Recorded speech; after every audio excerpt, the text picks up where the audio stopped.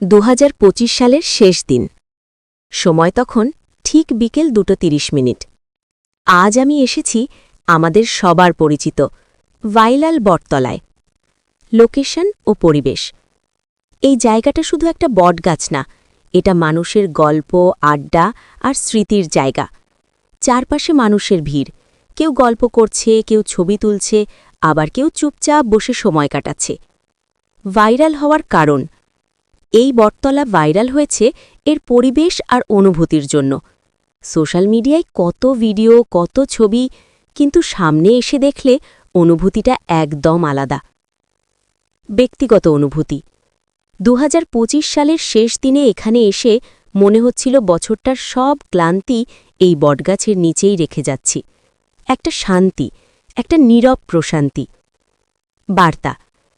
এমন জায়গা আমাদের মনে করিয়ে দেয় সবকিছু শুধু দৌড় আর ব্যস্ততা না, কখনো থেমে দাঁড়ানোও দরকার। আউট্রো। 2025 শেষ, নতুন বছর সামনে। ভাইরাল বটতলা থেকে নতুন শুরুর গল্প এখানেই শেষ।